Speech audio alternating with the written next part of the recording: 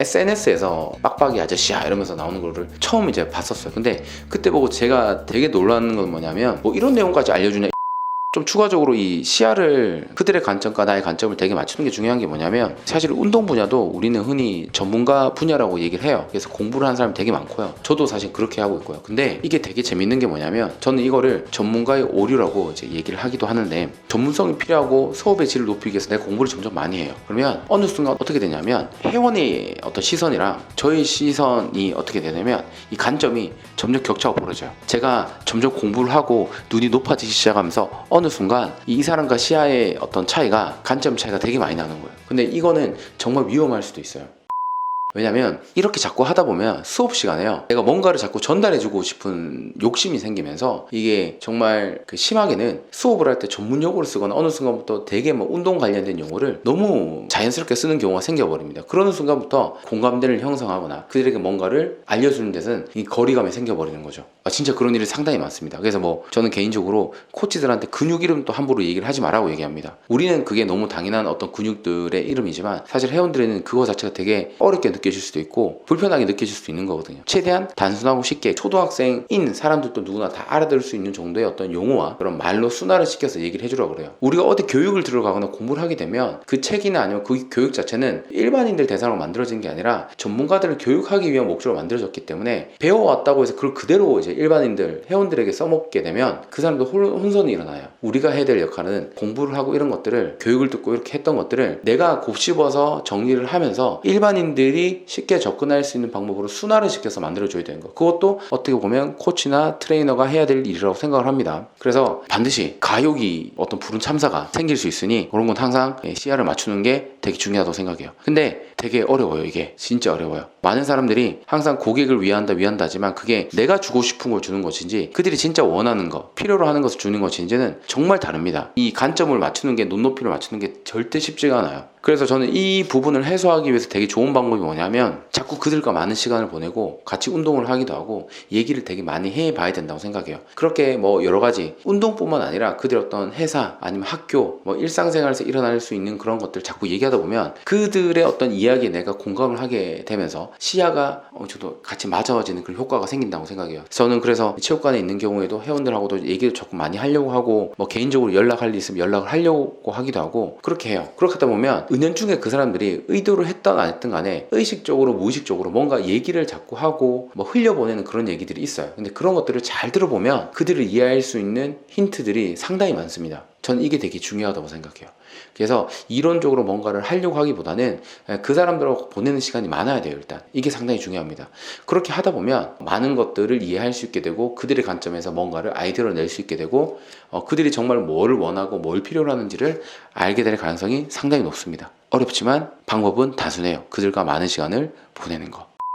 그 운동 관련된 이제 유튜브 중에서, 채널 중에서 피지컬 갤러리라는 곳이 있습니다. 그 운동 관련해서는 뭐 거의 뭐 독보적인 그런 어떤 지지를 받고 있고, 지금 많이 아실 거예요. 가짜 사내 이런 것도 진행하고 있고 예능 성격의 이런 것도 진행하고 있는데, 사실은 저는 그 단체, 집단이라고 해야 되나요? 처음 본 거는 이제 SNS에서 빡빡이 아저씨야 이러면서 나오는 거를 처음 이제 봤었어요. 근데 그때 보고 제가 되게 놀라는 건 뭐냐면, 사실 운동 관련된 컨텐츠를 제작하는 곳을 보면 대부분 다 뭐냐면 자기가 되게 멋져 보이는 그런 운동 영상, 그 다음에 이제 몸, 바디 프로필 사진 뭐 이런 것들, 그러니까 외모적으로나 겉으로 보이는 화려함, 멋짐 이런 것들을 거의 메인으로 해서 이제 영상을 만들거나 컨텐츠를 만든 경우가 되게 많았는데, 사실은 초창기의 피지컬 갤러리가 지금처럼 많은 여러 가지 주제를 다루지 않고 어떤 내용을 했냐면 뭐 이런 거 있잖아요. 그 일반인들의 어떤 자세 교정법, 거북목을 교정하는 방법, 그리고 이제 막 마사지를 하는 방법, 그다음 뭐 정말 기본적인 거, 운동 전문가들이 봤을 때는 뭐 이런 내용까지 알려주냐 이런 것들을 많이 얘기했어요. 근데 그게 빡빡이 아저씨야 이러면서 얘기하는 게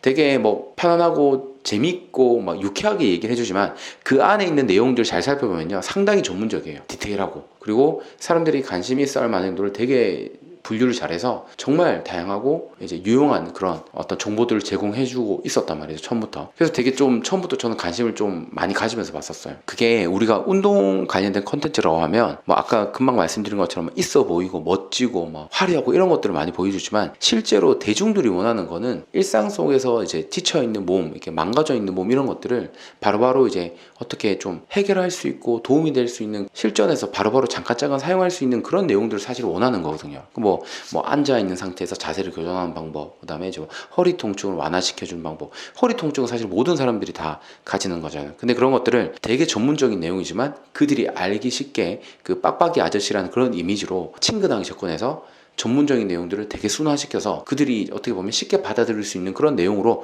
바꿔서 했다는 거. 그게 그들의 어떤 성공의 어떤 요인이 아닐까 이런 생각을 합니다. 전문성을 가진 사람들은 너무 많아요. 그리고 그 단체도 이제 뭐 아시는 분은 아시겠지만 그 각 분야마다 전문가들이 다 있어요. 있는데 그 사람들이 이제 관련 내용들을 만들고 그거를 어째 기획하는 과정에서 일반인들의 시선으로 이제 맞춰서 이제 컨텐츠를 제작하는 거죠. 그러니까 전문성과 어떤 대중성을 둘 다 가지고 있는 거죠. 아까 제가 말씀드렸잖아요. 이 전문성에 대해서 너무 집착을 하다 보면 어느 순간부터 그들과 어떤 격리된 그런 관점을 가지는 경우가 상당히 많은데, 그들은 그거를 합치는데 성공을 한 거죠. 그리고 이제 어떤 지지를 계속 받다 보니까 지금은 이제 좀 더 다른 어떤 숨어있는 대중들 수요를 맞춰주기 위해서 좀 더 다양한 컨텐츠들을 제작하고 있는 상태고요.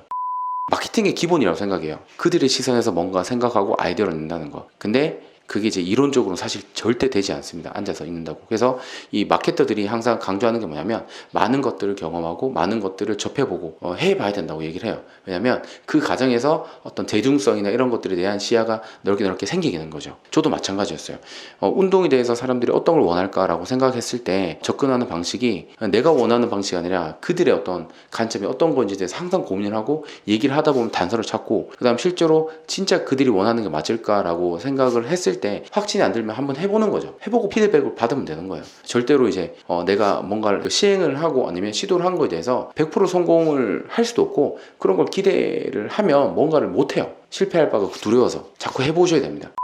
사업을 하면서 혹은 자기 어떤 서비스를 제공해주는 것, 일을 하면서 반드시 아주 심플하지만 질문을 자꾸 던져보셔야 돼요. 나의 강점은 무엇인가? 차별성은 무엇인가? 내가 어떤 것들을 가지고 접근을 해야 될까라고 항상 생각하셔야 되고, 단순히 막연하게 나는 저 사람보다 잘할 수 있는데 우리 체육관은 저기보다 좋은데 왜 우리가 더 위치가 좋은 것 같은데 왜 여기 안 올까? 이런 것들에 대해서 뭔가 자기는 자신이 있는데 실제로 자기가 원하는 만큼 뭔가 성과를 못 내고 있다면요, 좀 더 이제 관점을 바꿔보셔야 돼요. 투정만 부릴 것이 아니라 내가 생각하고 이제 접근하는 방식이 대중적이지 않을 수도 있습니다. 좀 재밌는 얘기를 해주면, 제가 예전에 PT 센터, 그러니까 헬스장에서 근무를 할 때 그런 경우를 되게 많이 봤어요. 트레이너들이 되게 많을 거 아니에요. 많은데 그 매출을 되게 많이 올리는 트레이너들의 특징이 있어요. 그게 뭐냐면 운동을 잘한다? 잘 가르친다? 물론 그런 것도 중요할 수 있죠. 근데 진짜 매출을 잘 올리는 트레이너들을 보면 어떤 특징이냐면 이런 공통점이 있습니다. 되게 말이 잘 통해요. 당연히 누구랑 말이 잘 통한다는 말일까요? 회원들. 그래서 회원들이 말이 잘 통하니까 그냥 그 트레이너랑 있는 게 너무 편한 거야. 자기 눈높이에 맞춰서 막 대꾸를 해주고 반응도 해주고 리액션을 해주고 하니까 너무 좋아하는 거죠. 근데 누군가 이렇게 생각할 수 있어요. 아니, 운동을 저렇게 비싼 돈 주고 와서 배우려고 하는데 수다 떨고 얘기하고 이런 것들을 왜 해? 운동만 가르치면 되지. 운동만 잘 가르치면 되지. 근데 그게 이제 정말 잘못된 시선이라는 얘기죠. 운동이라는 것도 되게 중요하긴 하지만 아실 거예요. 직장인들이나 대학생들 이런 사람들이 되게 일상생활에서 스트레스를 되게 많이 받고 운동을 통해서 좀 풀고 싶어 하는 게 있어요. 근데 그게 운동을 통해서 풀려고 한다는 것이 단순히 운동을 많이 한다는 것을 의미하는 거 아니에요. 운동을 하면서 이제 담당 트레이너랑 얘기를 하면서 스트레스 풀 수도 있고, 그렇게 말로 해서 스트레스 풀었을 때 운동에 좀 더 집중할 수도 있고, 그런 거예요. 그러니까 저는 이렇게 생각해요. 이론적인 것으로 접근해서는 안 된다고 생각해요. 결국 사람을 대하는 일은 사실 이론적인 것 이상의 뭔가가 있다고 생각해요. 저는 운동을 평생 안 하던 사람들 혹은 많이 안 했던 사람들이 뭔가 돈을 주면서까지 자기의 시간과 어떤 금전적인 투자를 하면서까지 여기 오는 건데, 일단 체육관에 온 것만으로도 저는 반은 성공했다고 생각해요. 원래 운동을 하지 않았던 사람이. 근데 이제 그런 사람에게 이제 용기를 내서 여기까지 온 것도 사실 대단한 건데, 그 사람에게 미친 듯이 운동을 시키고 아니면 운동적인 것만 강조를 한다? 저는 그건 그건 아니라고 생각해요. 일단 그 사람을 운동에 자연스럽게 녹아낼 수 있도록 공감대를 형성하고 같이 그 사람들 눈높이에서 얘기도 많이 해주고 응원도 해주고 그러면서 운동량을 조금씩 높여가는 게 맞다고 생각해요. 저는 지금 체육관에서도 그런 것들 되게 많이 얘기해요. 처음 이제 운동 오신 분들 처음에 뭐 그렇게 운동적으로 많은 것을 요구하지 않습니다. 그냥 자주 체육관에 나오셔서 땀을 좀 흘려보기도 하고 옆에 사람들과 같이 화이팅 해보기도 하고 이런 것들을 강조하는 거죠. 그런 사람들이 나중에 운동에 대해서 조금씩 재미를 느끼기 시작하면 우리가 뭐라고 얘기 안 해도 그냥 나오게 돼요. PT를 할 때도 마찬가지예요. 그 사람들이 운동을 시킬 줄 몰라서 못 시키는 게 아니라고 생각해요. 일단 그 사람들이 이 체육관에 오는 거에 대해서 뭔가 편안함을 느끼고 즐거움이 있어야 된다는 얘기죠. 그걸 잘해주는 사람이 저는 정말 좋은 트레이너라고 생각을 해요. 근데 그게 단순히 운동을 잘 가르치는 걸 넘어서서 어떻게 돼요?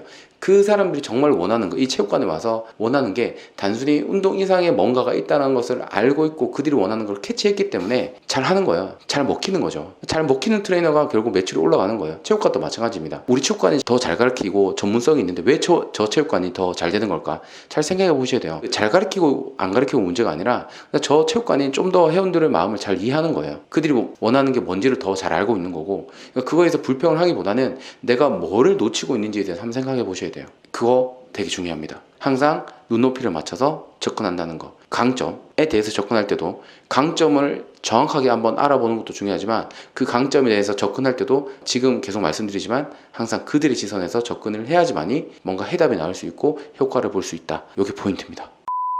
자, 오늘은 이 강점, 차별성에 대해서 간단히 언급드렸고요. 그 강점이 어떤 것인지에 대해서 그리고 저는 어떻게 접근해서 실제로 체육관의 어떤 그런 강점을 버틸 수 있었는지 그리고 그 강점에 접근할 때는 어떤 관점으로 보는 것이 좋은지에 대해서 한번 얘기를 해봤고요. 다음 시간에도 이제 차근차근 한 개씩 다 한번 얘기를 해보도록 하겠습니다. 정말 할 얘기 많습니다. 할 얘기 많고 차별성에도 내 얘기를 해야 되고 실제로 이렇게 성공을 했다 했을 때 그 사이사이에 또 궁금한 게 되게 많을 거예요. 그런 것들은 댓글로 남겨주시면 그런 내용을 또 집중적으로 한번 설명을 드리도록 하겠습니다. 자, 사업을 이제 막 시작하시는 분들, 사업을 한참 하시고 계신 분들, 예비 창업자들 다 좋습니다. 사업 자체에 관심이 있으신 분들 좋아요, 구독 부탁드리겠습니다. 그러면 앞으로 더 많은 좋은 그런 컨텐츠들을 가지고 계속 영상을 촬영해서 업로드 하도록 하겠습니다. 감사합니다.